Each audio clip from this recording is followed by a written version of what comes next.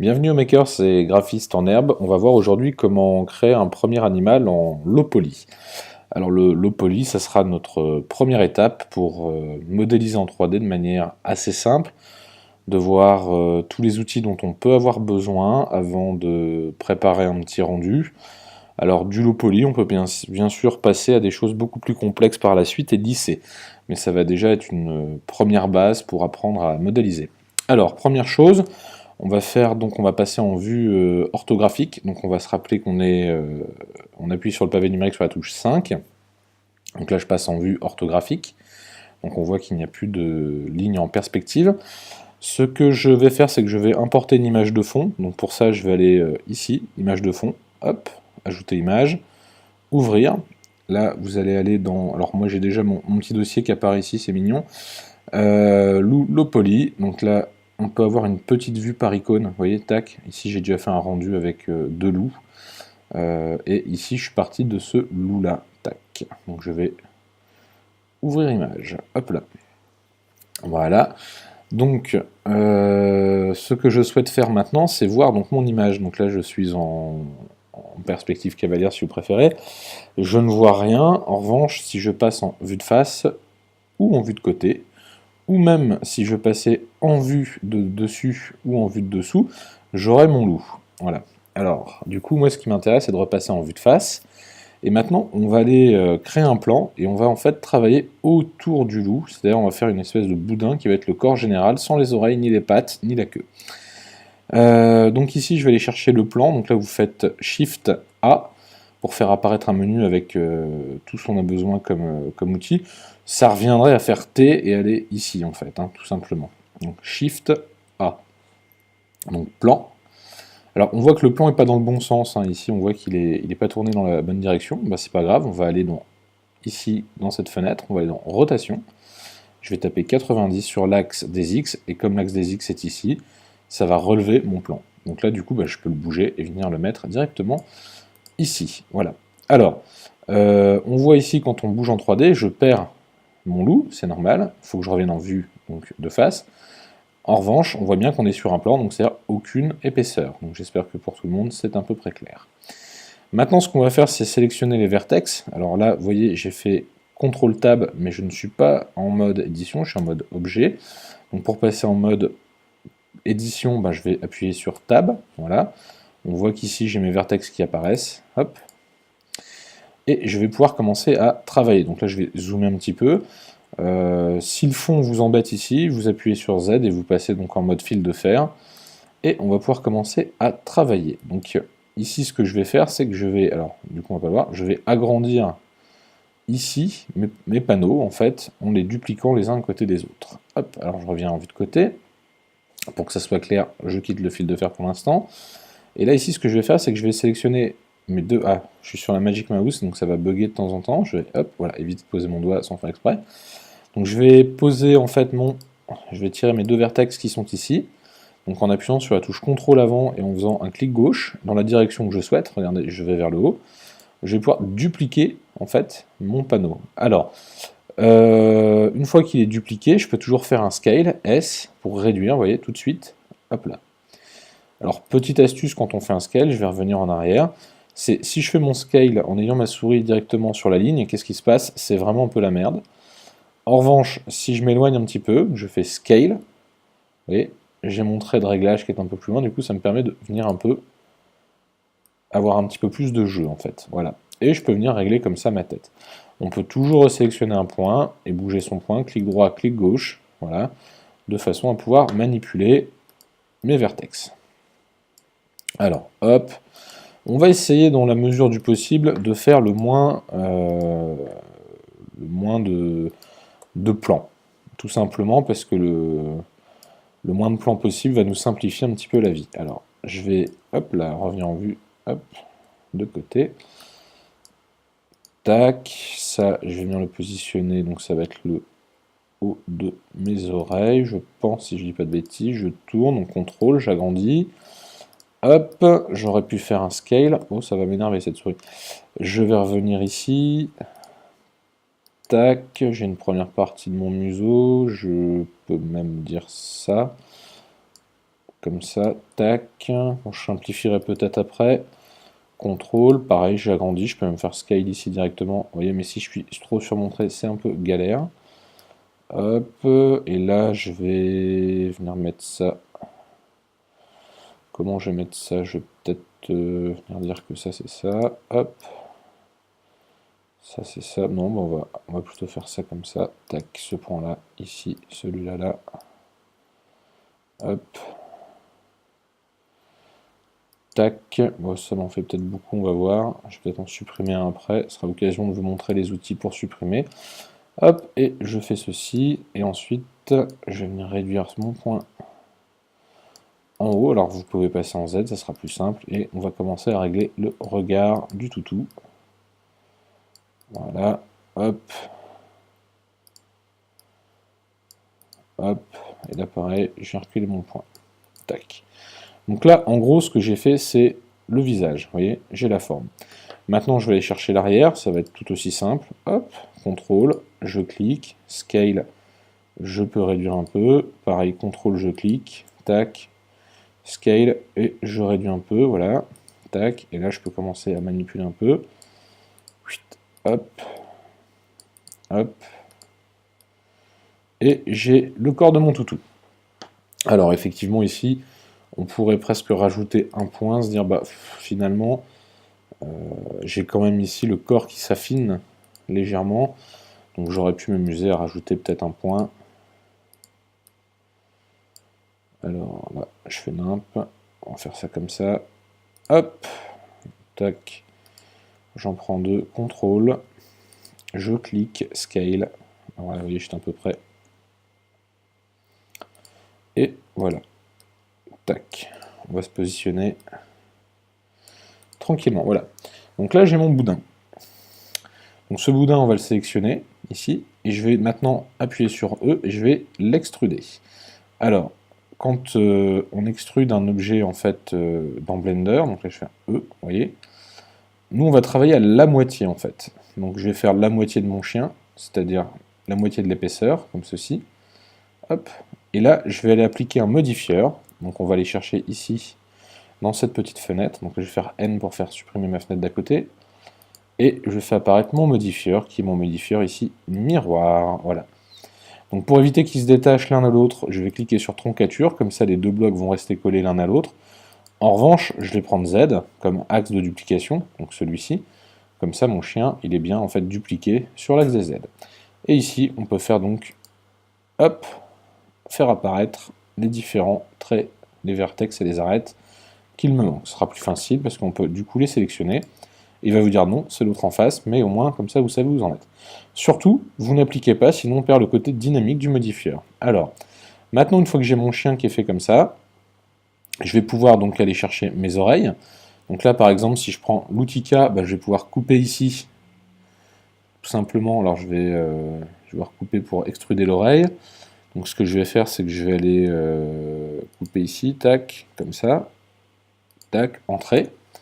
Donc là on voit bien que il m'a créé une face ici, alors je vais faire sélection de face, CTRL Tab, hop, et là maintenant je vais aller extruder mon oreille, tac, la déplacer, et je vais même faire un scale, vous voyez, hop, je peux venir réduire,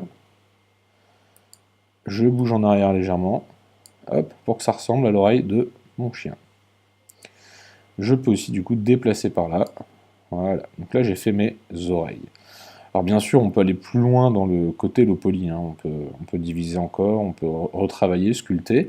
Pour l'exercice, on va aller un petit peu plus vite pour comprendre le principe. Donc face, pareil, je vais pouvoir affiner le museau du chien. Alors là, on voit que mon chien, je l'ai peut-être pas fait suffisamment épais, il est un peu anorexique. Donc on va lui donner un petit peu d'épaisseur. Donc je vais diviser tout ce volume-là, alors non pas avec l'outil K, mais je vais prendre l'outil tout simplement. Alors je fais A pour désélectionner, A pour tout sélectionner.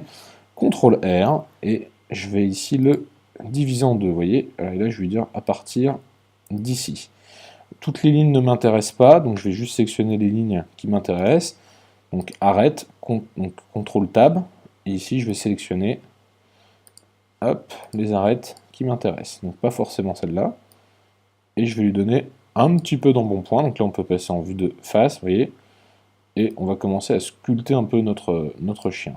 Voilà, donc là je lui ai mis un petit peu d'embonpoint. Je vais désélectionner volontairement cette arête et je vais l'affiner un peu sur l'arrière, voilà. En fait, on va essayer d'imaginer que c'est un vrai chien, en fait, hein, tout simplement, et on va sculpter en fait notre chien. Voilà, donc là on est vraiment en mode low poly, c'est-à-dire que j'ai un chien qui est effectivement composé de faces, un peu comme les objets que l'on voit en fait dans les sites d'impression 3D, les éléphants, tout ce qu'on veut en low poly, Hulk, Batman, etc.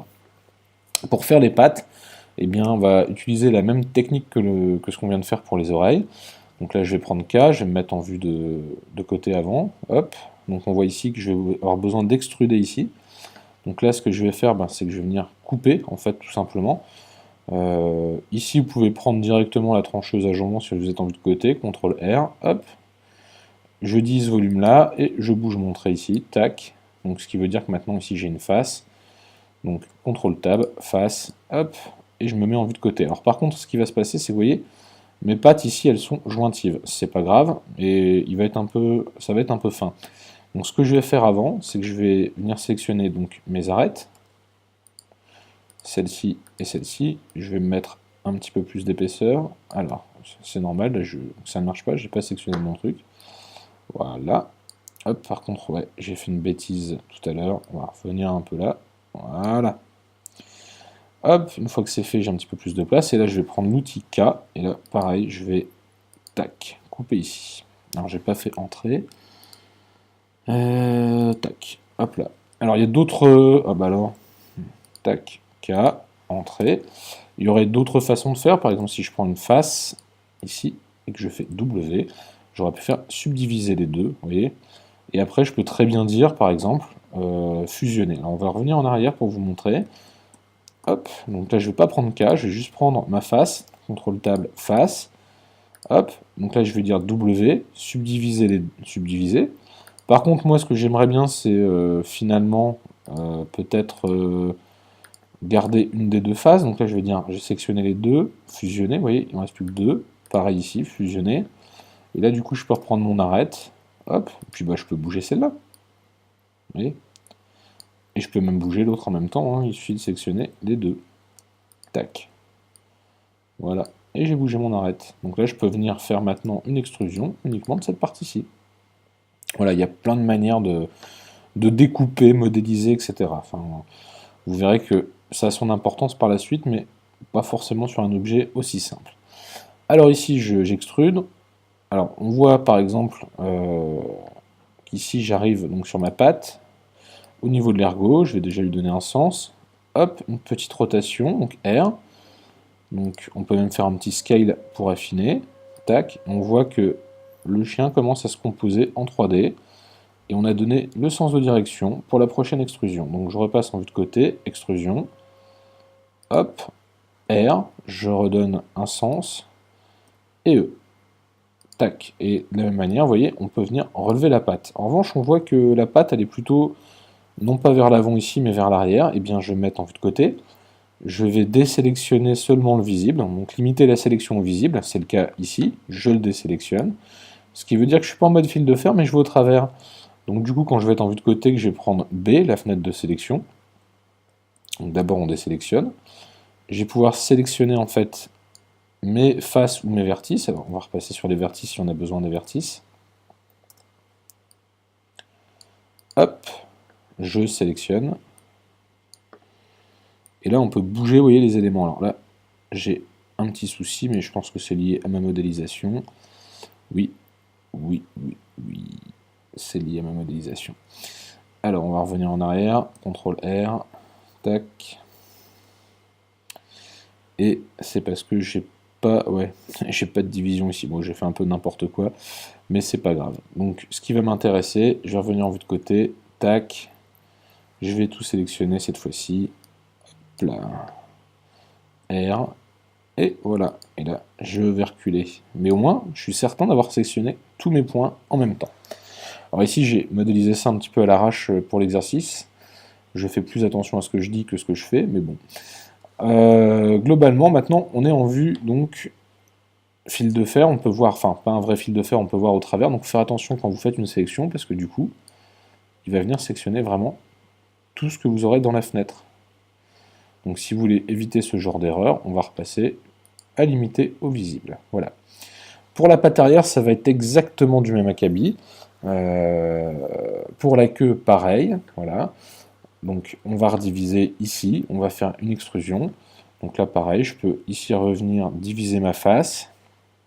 Je peux utiliser CTRL R, mais il me divise tout. Hop, je reviens, je prends ma face, je vais descendre, alors je vais me mettre en vue de côté cette fois-ci. Fil de fer, hop, et ici je vais venir descendre, vous voyez. Hop, en rotation. Descendre, hop, et on voit que j'ai donné un sens à ma face, juste avec la rotation. Hop, donc R. Tac, et je vais pouvoir extruder maintenant mes pattes à partir de ça. On va donc faire E, je vais me mettre en vue de côté, tac, je vais repasser en vue normale, E, et tac. Alors, on voit bien ici que j'ai un petit souci, c'est que ma patte, elle n'est pas tout à fait... Ici, on voit bien que la cuisse, elle bouge. Et bien là, on va aller sélectionner tout simplement les points derrière. Donc je fais A. Ici, regardez, quand je suis en Z, donc c'est-à-dire en mode volume, je peux désélectionner juste le visible. Donc on passe en semi-transparence. En revanche, quand je suis en mode fil de fer, je n'ai aucun problème à prendre B, sélectionner ici. Alors je vais faire en vertex, voilà, et de sélectionner mes points et de les bouger. Donc le mode fil de fer a quand même certains avantages quand on fait de la modélisation. Par contre, ça peut être sympa de temps en temps de vérifier si on ne fait pas de grosses bêtises. Ici, je vais juste redescendre mes 2 points pour les aligner un peu près aux autres pour la prochaine extrusion.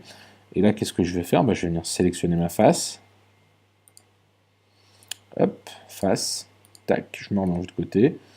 Donc là, je vais même faire E juste avant, parce qu'on part un peu en arrière. Donc E. Voilà.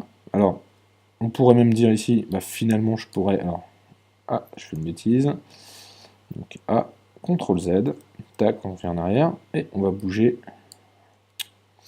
Ouais, j'ai sélectionné ma face et pas mes points. Je fais n'importe quoi. A, donc là je vais faire donc B, mais avant vertex. Hop, et là je vais venir positionner mes points plutôt sur ces points-là. Hop là, tac. Comme ça on sera bon dès le départ. Voilà. Et ici, on peut adopter la solution suivante, c'est-à-dire faire une rotation directement ici. R, comme ça on va repartir tout de suite dans le bon sens. E, hop, vous voyez. Et là, je vais pouvoir faire, donc, je remonte un petit peu au niveau de ma patte, je vais faire Scale, je vais venir là, hop, R, comme tout à l'heure, et pareil, je vais pouvoir faire E, tac, et je vais pouvoir bouger comme ça la patte de mon chien. Alors, quand vous réaliserez si c'est pour imprimer, il faudra faire attention à bien aligner les 2 pattes, puisque là, ce n'est pas le cas, et ça peut poser problème. Hop là, voilà. Donc là, j'ai ma patte de modéliser. Alors effectivement, il faudra être un petit peu plus fin pour faire votre patte sur votre animal. Maintenant, il nous reste la queue, ça va être le même délire à peu près, c'est-à-dire que là, on va aller extruder en fait une zone. Donc là, je vais sélectionner la face. Hop, on va se remettre en vue de côté. Voilà, la queue, elle part soit de là. Alors, vous pouvez remodifier si vous le souhaitez, on pourrait extruder à partir d'ici. Donc là, je vais sélectionner mes vertex ici. Tac. Je vais venir les bouger un peu. On va remettre en vue de côté. Effectivement, on voit que il y a un petit peu de travail de correction à faire. Je vais faire un CTRL Z, j'ai peut-être une solution plus simple. Bon, dans ce cas-là, ce que je vais faire, c'est que je vais extruder cette partie-ci. Donc là, je vais faire A, K, je cut, tac. Alors, je vais faire un truc qui peut poser problème pour l'impression 3D, mais absolument pas en modélisation. C'est que mes faces, en fait, se coupent les unes aux autres. Ça demandera un nettoyage pour l'impression 3D. En revanche, pour faire une image de synthèse, aucun souci. Ça va passer crème. Donc là, je vais me remettre en vue de côté, je vais faire E, tac, et je vais faire un truc pas bien du tout, c'est que je vais en fait tricher. C'est que ça, je peux tout simplement lui faire une rotation. Alors, j'aurais même pu faire dès le départ. Regardez, je vais venir en arrière. Hop, ici, rotation. On peut, comme ça, ruser. Alors, moi c'est quand même mes points ici qui me posent problème. Tac, bon, je vais nettoyer tout de suite. Hop. Donc, vertex. Alors, qu'est-ce que j'ai comme point? On va s'enlever de ça. J'ai celui-là qui doit m'embêter. Celui-là. Enfin, tous les points du cul du chien, quoi. Hop. Ouais. J'ai pas mal de petits points. Et j'ai une face interne, comme je suis en mode miroir, là, qui se balade à l'intérieur. Oh, c'est mignon. Hop. Ben, pour l'instant, on va faire ça. Je vais le mettre comme ça. Bon, on va faire plus simple. Hop, CTRL Z. Tac. Voyons voir la queue, elle peut partir de là. Eh bien, je vais la faire partir de là. Je vais juste relever ces points-là. Hop. Bon, là, j'aurais pu faire une fusion. Ça aurait été plus simple de quelques faces. Hop. Et là, je vais sélectionner ça. Alors là, vous voyez, ici, il y a un petit souci. Alors ça, c'est pas dramatique. On va faire tac. Vous voyez, la symétrie, du coup, elle a disparu. Mais en fait, elle est toujours là. Et bien là, qu'est-ce que je vais faire? C'est que je vais aller sélectionner mes faces ici, toutes mes faces. Parce que là, a priori, ça va me poser problème par la suite. Donc je vais faire, ou même pour nettoyer ici, donc je vais faire A, CTRL Tab, face. Là, je vais sélectionner mes faces à l'arrière ici, qui me posent problème. Hop. Et là, je vais faire X, enlève-moi les faces. Voilà. Par contre, ici, on voit que j'ai un petit vertex qui dépasse. CTRL Tab, vertex, tac, X, supprimer. Voilà. Alors, on peut bien sûr nettoyer l'ensemble ici. Regardez, on va pouvoir... Hop, face. Je peux très bien ici sélectionner les faces qui sont là, dire W, X, pardon. Supprimer les faces. Et vous voyez, hop, ça va nettoyer l'intérieur. Donc, de la même manière. Hop, hop. Ça m'évitera, si je reviens vers l'intérieur de mon objet, d'avoir des défauts. X, efface. Voilà. Et là, je réactive la symétrie. Comme ça, j'aurai plus de soucis. Je vais pouvoir faire l'arrière de mon chien sans problème. Alors ici, on voit que là, il faut remonter. Eh bien, on sait qu'on peut repasser dans ce mode-ci. Sélectionner ce point-là. Alors nous, c'est pas les faces qu'il nous faut, mais c'est plutôt les points. Hop, donc je vais refaire B.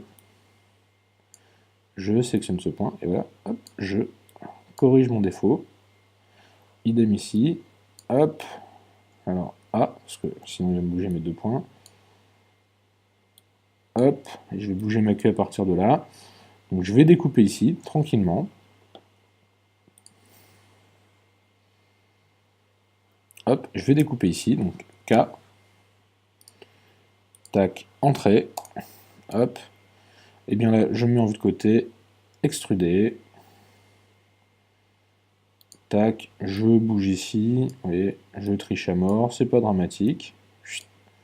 Je me mets là, hop, rotation, zop, je rebouge un peu, hop, scale, j'agrandis, extrude, scale, hop, on va pas en faire tout un foin pour la queue du chien. Elle est maintenant faite, et votre objet est nettoyé. Alors bien sûr, on va faire un petit scale ici aussi, de façon à affiner. Alors hop, on va revenir légèrement en arrière, hop là. Alors ici, vous voyez, il y a un petit défaut, on va s'arrêter avant de le voir. Et voilà, j'ai fait donc mon chien en low poly. Vous pouvez bien sûr maintenant continuer à le faire. Alors si on repasse en vue perspective, voilà ce que ça donne. On peut bien sûr dézoomer, ça serait peut-être mieux. Et maintenant, si je repasse en mode objet, je peux le remettre, vous voyez, hop, sur la ligne, tac. Et maintenant, je peux créer un décor autour. J'ai mon chien. On verra par la suite comment transformer un animal en low poly avec, on va dire, des faces tout en douceur à partir de faces triangulées. Voilà, merci et à très bientôt pour un prochain tuto.